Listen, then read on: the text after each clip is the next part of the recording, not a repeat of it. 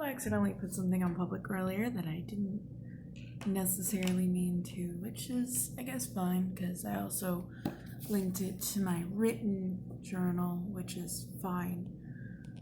So technically, it's out there. You just need a link to see it. Now, I fixed it. So anyway, I wanted to talk about something specific. Like, did you know that psychiatry did not acknowledge that people could literally choose the way that they think until like the past 10, 15 years? Like, they were literally operating on the assumption that your thoughts were an involuntary pattern entirely, and you just had no agency over that, no control over it whatsoever. And then, like, some of them ramped it up to 100 and were like, you have absolute control over it, and messed a lot of people up. Like, it's not that simple in either direction. But there are things that, we choose. Like, for instance, at some point we took a test that wasn't meant to be used for what we used it for. And we got inconclusive DNA results. And I was like, well, the story with Chris's mom matches one of my the only half-sibling I know anything about, and I didn't even know her name. I just knew that I had a half-sibling out there whose mom lost custody, and she got lost in the system, and what little is known there is there. So there's that.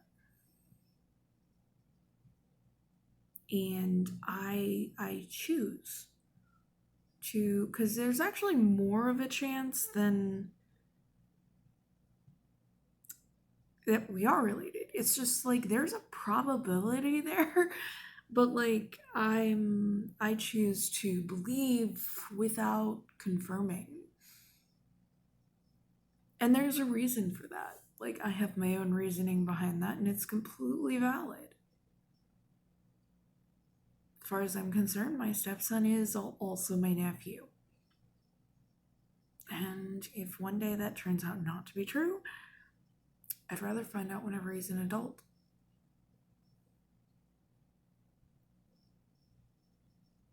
Because there are complicated emotions that go with things with adults, and sometimes you don't want to know. Sometimes the possibility is there is enough. Anyway, I've agonized a lot over it because there is actually a high probability that she's basically my half-sister. Like, basically there's a high probability we're related somewhere, so there's that. And it's not like some racist belief because we both have pale skin. There's stuff there, and I've purposely kind of left it that, yeah, it may not be because she's my half-sister. Maybe there's something else there, because I want relatives to doubt that. Because if they think that it is just on my dad's side, they will ignore him entirely. But if they know that there's like a vague possibility that there might be something else there, they may actually like care that he exists, because it may actually be there. That's one of the reasons why I told my grandfather about that. I'm like, because there is like some relation there. It's just you can't conclusively say like, because half siblings are tricky as fuck like that, and technically like you could say all sorts of things, so like it would be, it's spotty as shit. So like there's other things that like you can test for. We're related, but like I don't know, I choose to believe a specific sort of thing. And then I also choose to tell my grandfather a certain thing and tell him of that other possibility because I want him to think, hey, we might be related. Because I don't want him to disregard him.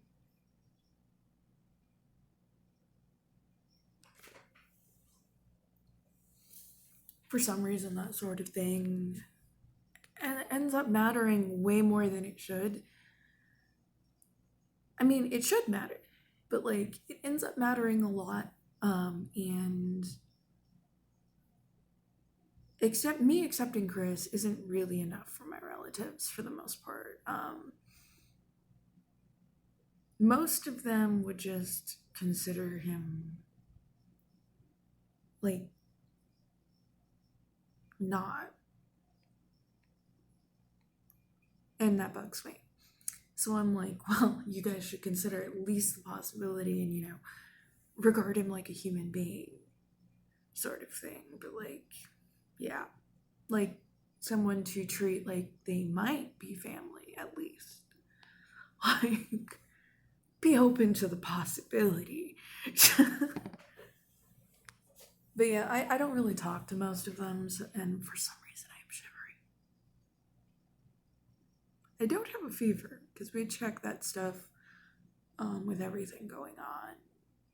It's literally probably because I came out of nice warm blankets and am sitting directly under the fan now. Anyway, psychiatry didn't even acknowledge that you could choose your own thoughts and that like this was a valid thing and that it was not like, but you also have to consider where psychiatry as a practice came from. I hate to go there, but I'm going there because you can't really avoid it. It came from religion, a very specific religion. I would like to address the fact that religion existed for a really long time without this sort of thing, and that it was the authoritarian religions that came up with this sort of thing. This idea of controlling people by controlling what they believe and what they think. And that is actually where psychiatry comes from. It is, yeah. But it's only supposed to use its people controlling powers for good, but often it doesn't because people are people and capable of being shitty regardless of what their profession is. So there's that.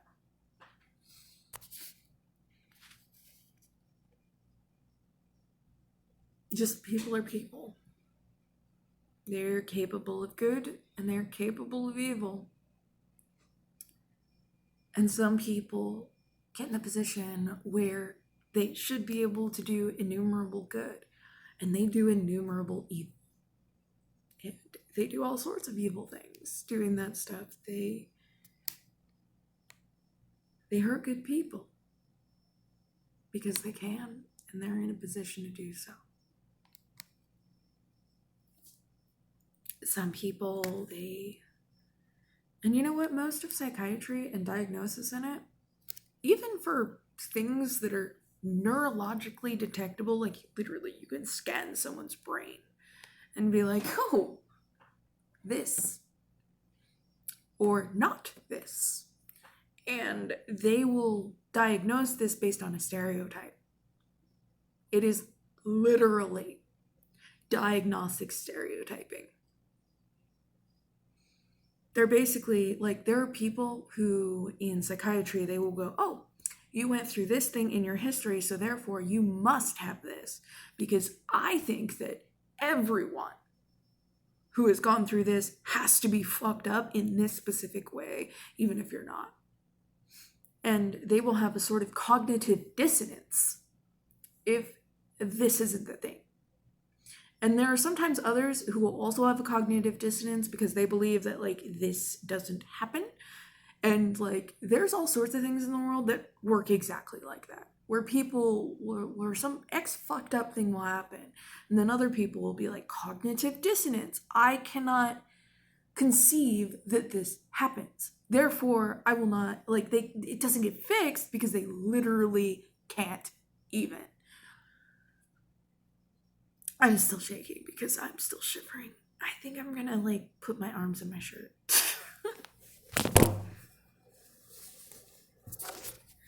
Maybe it's like the weird thing with the, yeah, basically being neutered.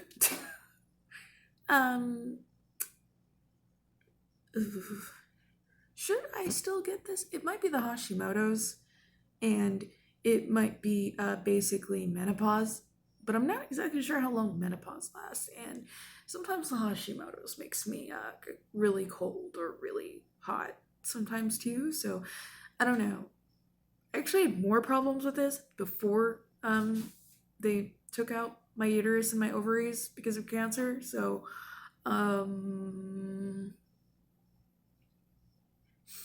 yeah, I had more problems with this because the constant bleeding, and yeah, basically my hair was falling out. I was constantly either really hot or really cold, like buried under a pile of blankets and still be shivering, and all sorts of things that came with that. Yeah, so yeah. Anyway, it's late and I can't edit this, so if you're watching this, I'm sorry you're stuck with my rambling. It is, yeah, it's past midnight. I'm really tired. Probably gonna link this to my journal as well. Just, I guess it's shower thoughts or whatever. Anyway.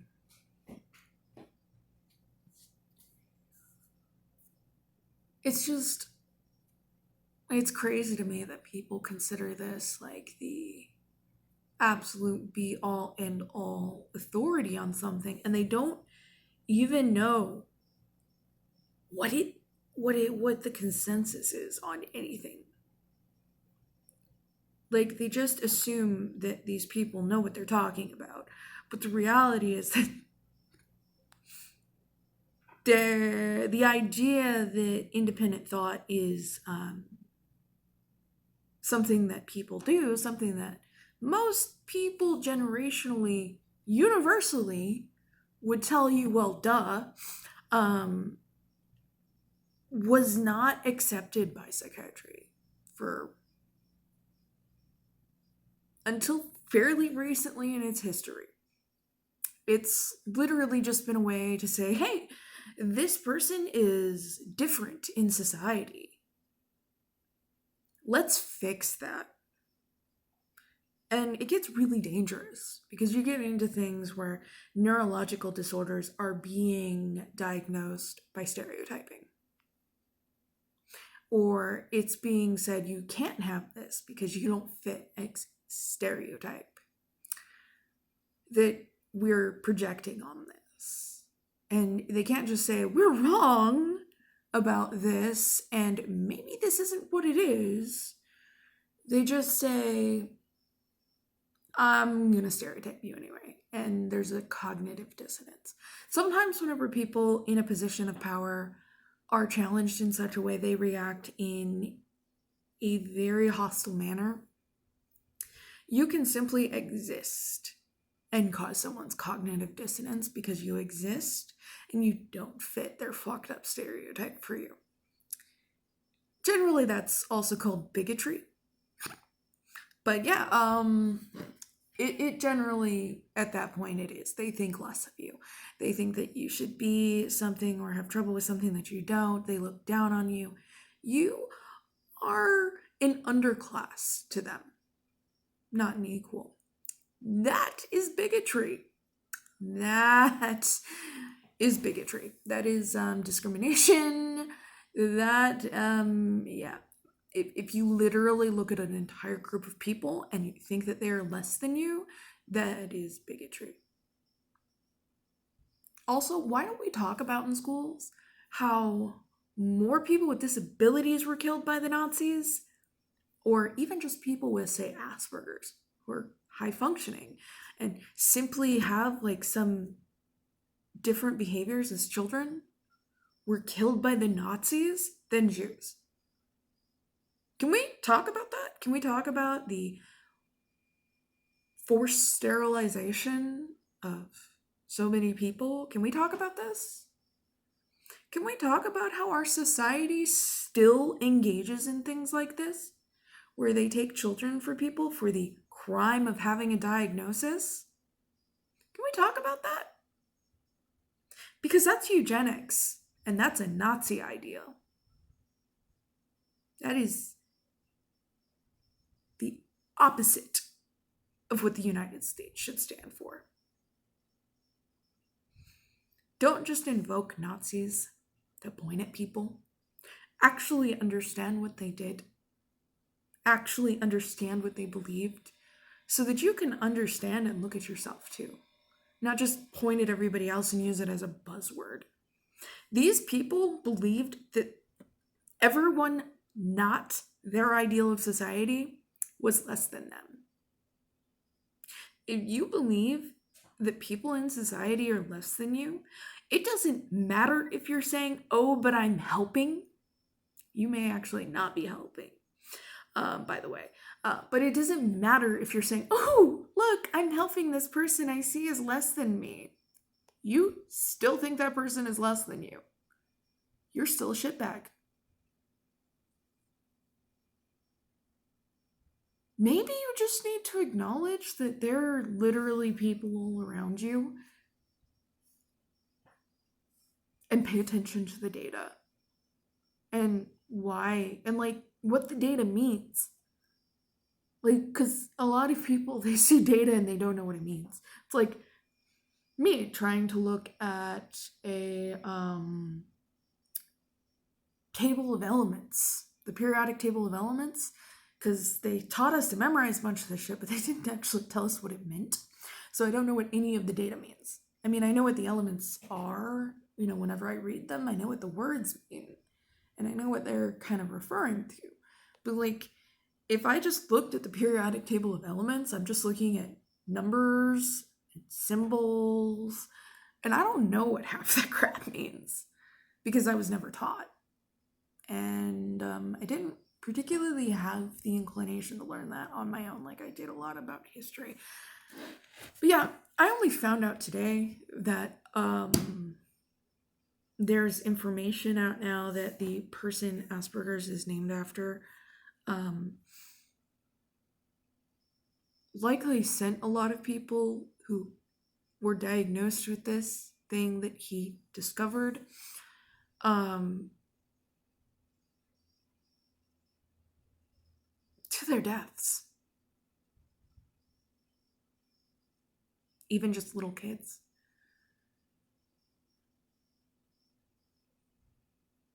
Into programs to forcefully sterilize them.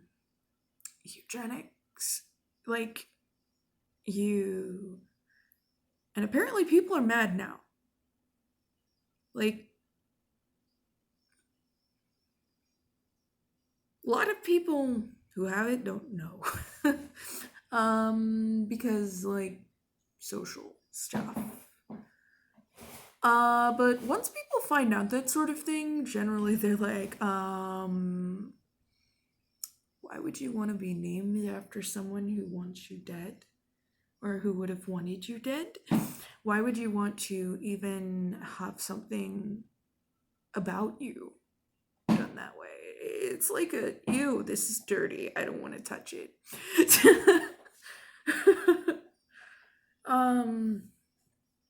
But also, like, don't pretend like you speak for people who have it if you don't. That's condescending and is still acting like,